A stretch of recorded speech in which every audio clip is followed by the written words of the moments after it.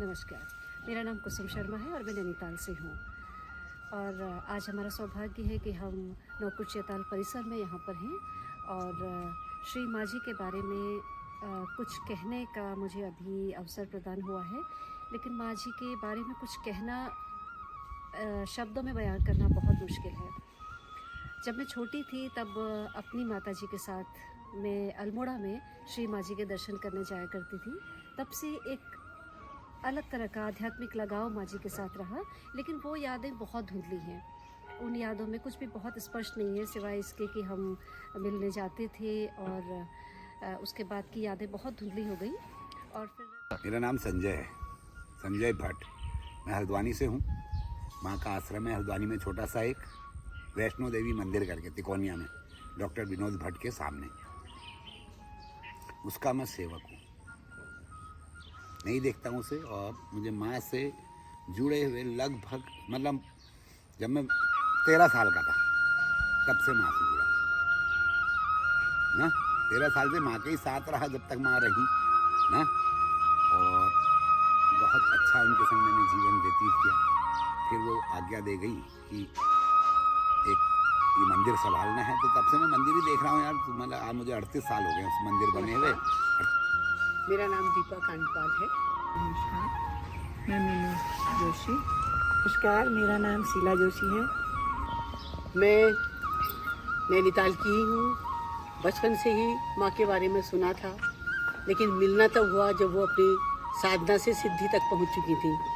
बचपन में केवल इतना जानते थे कि मौनी माई की जो हैं वो मौन रहती हैं। बाबा जी ने उनको चुप रहने को कहा है, वो चुप रहती। केवल इतना जानते थे क्या है मौन, क्या है उनकी साधना, कैसे वो साधना से सिद्धि की पराकाष्ठा तक पहुंची, ये सब हम नहीं जानते थे। लेकिन जब मैं अपने कार्य क्षेत्र में आई, उसके बाद कई लोगों से उनके बारे में सुना।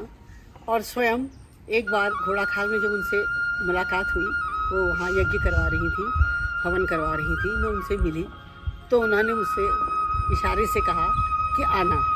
और जब मैं उसके बाद उनके उस आकर्षण से बचकर उनसे मिली, तब भाई साहब ने मुझे माँ से मिलाया।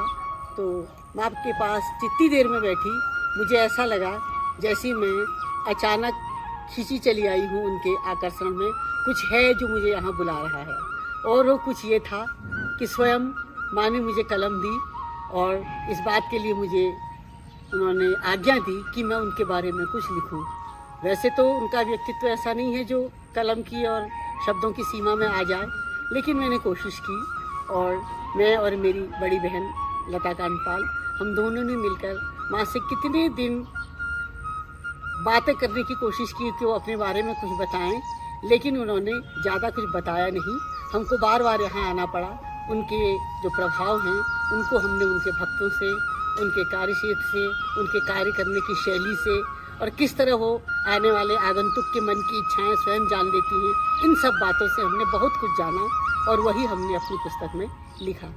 सबसे बड़ी बात तो उनकी ये थी कि वो दूर से ही आने वाले का भाव पहचान जाती थी कि ये मुझे परखने आया है या मुझसे मिलने आया है या इसकी कोई समस्या है। ये सब बातें वो दूर से ही पहचान जाती थी और जो जिस तरह की इच्छा करता था वो उस तरह का फल देती थी। एक दिन मैंने बात में कहा, माँ साहब आपसे क्या मांगते हैं, आप क्या देती हो? तो उन्होंने कहा जितनी दुनियादारी में इनको चाहिए उतना ही तो मांगेंगे, जितनी इनकी कल्पना है उतना ही तो मांगेंगे, इससे ज़्यादा जो मांगते ही नहीं है तो मैं क्या दूँ। मैंने कहा आप भक्ति का वरदान अपनी जैसी सिद्धि तक पहुंचाने वाली साधना के क्रम किसी को बताती नहीं है क्या? तो उन्होंने कहा उस तक जाना ही कोई नहीं चाहता तो बताओ क्यों।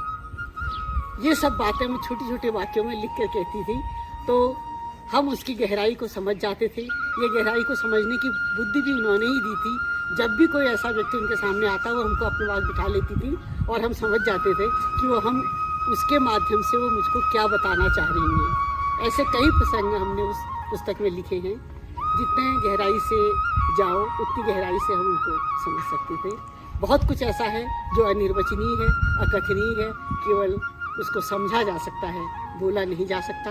ऐसी कठोर साधना, गृहस्थ के साथ साथ आध्यात्मिक साधना, समाज सेवा करना, सबके प्रति सहृदय होना, उसके बावजूद भी हमेशा प्रसन्न रहना और लोकोपकार करना, ये उनकी सबसे बड़ी बात थी। मैं हल्द्वानी रहती हूँ और मैं माँ को मतलब मैं जब क्लास 5th में पढ़ती थी तब से जानती हूँ।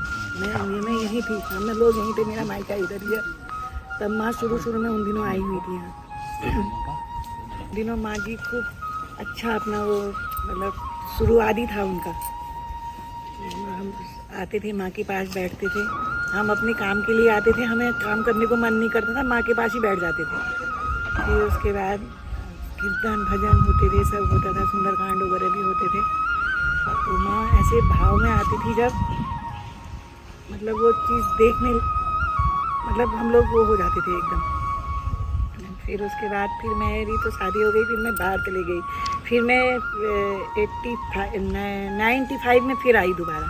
तो मैं हल्द्वानी मंदिर में आई थी, तो ये संजू बैठे हुए थे वहाँ पर। तो माँ ने उनको बोला कि तो बुला के ला। मैं वहाँ गई तो माँ ने मुझे एकदम पहला वाला भाव वो आ गया पूरा ही। फिर उसके बाद फिर ऐसे माँ से मिले, फिर माँ के पास बैठते थे, माँ के पास यहाँ आते थे, बस वही थी। और तो सब दीपा दीदी ने सब बता ही दिया है आपको। धन्यवाद, थैंक यू। उनके साथ बैठ के बड़ा आनंद आता था। और जो हम आज यहाँ तक हैं, आज भी हम जो यहाँ आए माँ हैं के तो इससे हम ये मतलब माँ जी को ये सब बहुत अच्छा लगता था प्रोग्राम, ये होली का कार्यक्रम, ये इसलिए हम सोचते हैं कि माँ जी अभी हैं और हमको बुला रही हैं, इसलिए हम दौड़े दौड़े चले आते हैं। माँ भाव एकदम पहचानते थे, कौन किस टाइप का है उसको वैसा ही वाला काम देते थे, वैसा ही बताते थे, तुम इधर जुड़ो, तुम ऐसे ही रहो। माँ का एक बड़ा वो था। मैं हल्द्वानी रहती हूँ, माँ के सानिध्य में मैं 15-20 साल हो गए आए हुए। लेकिन माँ के पास बैठ के ना हम अनुभव करते थे उन बातों को, उतना व्यक्त भी नहीं कर सकते हैं। माँ जी ने मुझे खुद ही स्लेट में लिख के पूछा मेरे से कि क्या तूने कोई गुरु बनाया है? मैंने कहा नहीं। तो बोली मैं तुझे मंत्र देती हूँ। बस मैं उस दिन से माँ जी की